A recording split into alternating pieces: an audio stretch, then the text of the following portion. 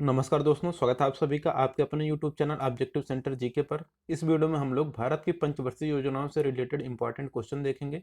तो चलिए स्टार्ट करते हैं। यहाँ पर देखिए पहला क्वेश्चन है, भारत में पंचवर्षीय योजना किससे प्रेरित है? तो देखिए भारत में जो पंचवर्षीय योजना है यह रूस से प्रेरित है। ठीक। अगला है कि योजनाओं को अंतिम स्वीकृति या अनुमोदन कौन प्रदान करता है? तो देखिए योजनाओं को अंतिम स्वीकृति या अनुमोदन राष्ट्रीय विकास परिषद प्रदान करता है। ठीक, ये हो गया इंपॉर्टेंट क्वेश्चन। अगला कि पहली योजना कब से कब तक थी? तो देखिए जो पहली पंचवर्षीय योजना थी 1951 से स्टार्ट हुई थी, 1956 तक चली थी।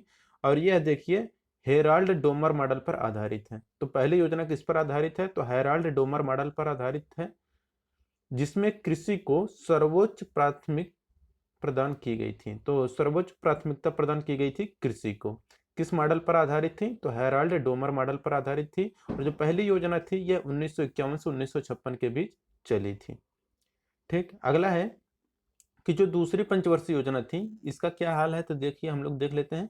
देखिए दूसरी पंचवर्षीय जो योजना थी तो यह था आपका पीसी महालनोबिस के मॉडल पर आधारित थी। ठीक, तो ये भी आपको याद रखना है। पहला किस पर आधारित था? हेराल्ड डोमर मॉडल पर। जो दूसरा था यह पीसी महालनोबिस के मॉडल पर आधारित थी, जिसमें भारी एवं आधारभूत उद्योगों पर बल दिया गया था। ठीक, तो यह हो गया कि दूसरी जो पंचवर्षीय योजना थी यह पीसी महालनोबिस के मॉडल पर आधारित थी, जिसमें भारी एवं आधारभूत उद्योगों को पर बल दिया गया था। और जो पहली थी वह हेराल्ड डोमर मॉडल पर आधारित थी, उसमें कृषि पर ज्यादा बल दिया गया था। ठीक। अगला कि जो दूसरी पंचवर्षीय योजना है उसका काल क्या था? तो देखिए जो दूसरी पंचवर्षीय योजना थी यह 1956 से 1961 चली थी। ठीक, पहली वाली जो थी 1951 से 1956, दूसरा जो था 1956 से 1961 के दौरान ही भारत में राउरकेला, भिलाई तथा दुर्गापुर इस्पात कारखानों की स्थापना हुई। ठीक, तो दूसरी पंचवर्षीय योजना के दौरान ही जो भारत में राउरकेला है, भिलाई और दुर्गापुर में इस्पात कारखाना है, इनकी स्थापना की गई। ठीक। अब देखिए पूछ लेता है कि तीसरी पंचवर्षीय योजना किस मॉडल पर आधारित थी? तो देखिए जो तीसरी पंचवर्षीय योजना थी वह सैंडी, चक्रवर्ती और महालनोबिस मॉडल पर आधारित थी, जिसमें कि क्या था कि आत्मनिर्भरता पर बल दिया गया था। ठीक, तो आत्मनिर्भरता पर बल दिया गया था तीसरी पंचवर्षीय योजना में। अब देखिए तीसरी पंचवर्षीय योजना में आपका जो बोकारो स्टील प्लांट है इसकी भी स्थापना की गई थी। तो बोकारो स्टील प्लांट की स्थापना तृतीय पंचवर्षीय योजना के काल में की गई थी। अब देखिए अगला है कि सर्वाधिक असफल योजना कौन सी रही है? तो देखिए जो सर्वाधिक असफल योजना रही है वह तृतीय पंचवर्षीय योजना रही है। जो कि तृतीय पंचवर्षीय योजना थी वह 1961 से 1966 तक चली थी। इसी को सबसे असफल योजना माना जाता है। अब देखिए इसका मेन रीजन क्या था असफल होने का? कि भारत चीन युद्ध हो गया था 1962 में, और भारत पाक युद्ध हो गया था 1965 में, और भयंकर भूख सूखा भी पड़ा था। और देखिए यहाँ पर जो वार्षिक योजना है, जो योजना अवकाश है 1966 से 69 के दौरान हरित क्रांति प्रारंभ हुई थी। ठीक, तो योजना अवकाश 1966 से 69 के दौरान ही हरित क्रांति का भी प्रारंभ हुआ था। हालांकि जो चतुर्थ योजना है यह किस पर आधारित थी या इसको क्या कहा जाता है? तो देखिए चतुर्थ योजना जो थी वह 1969 से 74 तक चली थी, और यह गाडगिल योजना भी कहा जाता है। तो चतुर्थ योजना जो थी यानी कि जो चतुर्थ पंचवर्षीय योजना थी उसको हम लोग गाडगिल योजना कहा जाता है। और यह क्या है कि सुरक्षा पर बल दिया गया था।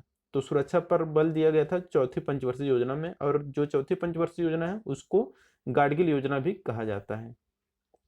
पंचवर्षीय योजना देखिए क्या है? तो देखिए पंचवर्षीय योजना का जो वर्ष है वह 1974 से 1978 है। इसका जो मॉडल है डीपी धर ने तैयार किया था। तो जो पंचवर्षीय योजना थी यह मॉडल डीपी धर ने तैयार किया था, जो एक वर्ष पहले 1978 में ही समाप्त हो गया था। तो एक वर्ष पहले कौन समाप्त हुआ था? तो पंचवर्षीय योजना, जो कि एक वर्ष पहले ही समाप्त हो गया था 1978 में। ठीक। अगला कि पंचवर्षीय योजना में कौन से नारे दिए गए थे? तो देखिए जो पंचवर्षीय योजना थी इसमें गरीबी हटाओ तथा काम के बदले अनाज योजना चलाई गई थी। तो गरीबी हटाओ जो योजना थी यह पंचवर्षीय योजना के दौरान दिया गया था, और जो काम के बदले अनाज है यह भी पंचवर्षीय योजना के दौरान ही चलाई गई थी। अगला कि अनवरत योजना। तो अनवरत योजना जो कि 1978 से 80 है, जिसे रोलिंग प्लान भी कहा जाता है। तो अनवरत योजना को हम लोग रोलिंग प्लान भी कहते हैं। और इसके जो जनक थे वह डॉक्टर गुन्नार मिर्डल व प्रलयता प्रोफेसर रैगनर फ्रिस थे। ठीक, ये हो गया। अगला है कि IRDP, NREP, TRYSEM, DWACRA, RLEGP जैसे कार्यक्रम छठवीं योजना 1980 से 85 में चलाई गई। तो जो छठवीं पंचवर्षीय योजना थी वह 1980 से 85 के बीच चली थी। ठीक, और इसके अंतर्गत जो छठवीं पंचवर्षीय योजना के दौरान ही IRDP, NREP, TRYSEM, DWACRA और RLEGP ये सब योजनाएं चलाई गई थी। अब देखिए जो सातवीं पंचवर्षीय योजना थी इसकी जो अवधि थी 1985 से 1990 था। ठीक, अगला है कि जवाहर रोजगार योजना जो कि 28 अप्रैल 1989 को प्रारंभ हुआ था। और जो इंदिरा आवास योजना है 1985 और 86 में प्रारंभ सातवीं योजना काल में हुई थी। ठीक, तो ये हो गया कि जवाहर योजना रोजगार योजना सातवीं पंचवर्षीय योजना में हुआ, इंदिरा आवास योजना यह भी सातवीं पंचवर्षीय योजना काल में हुआ। ठीक, अगला कि आठवीं पंचवर्षीय योजना का मुख्य उद्देश्य क्या था। देखिए जो आठवीं पंचवर्षीय योजना थी यह 1992 से 1997 के बीच चली थी। 1992 से 1997 के बीच आठवीं पंचवर्षीय योजना चली थी और इसका मेन उद्देश्य था कि मानव संसाधन और विकास। तो मानव संसाधन और विकास था आठवीं पंचवर्षीय योजना का मेन उद्देश्य। अगला कि प्रधानमंत्री रोजगार योजना का प्रारंभ कब हुआ था। तो देखिए जो प्रधानमंत्री रोजगार योजना है यह 15 अगस्त 1993 को प्रारंभ आठवीं पंचवर्षीय योजना के दौरान हुई थी। तो आठवीं पंचवर्षीय योजना के दौरान ही प्रधानमंत्री रोजगार योजना स्टार्ट हुई थी जो कि 15 अगस्त 1993 में। अगला है कि नौवीं पंचवर्षीय योजना। तो देखिए नौवीं पंचवर्षीय योजना का मेन उद्देश्य क्या था।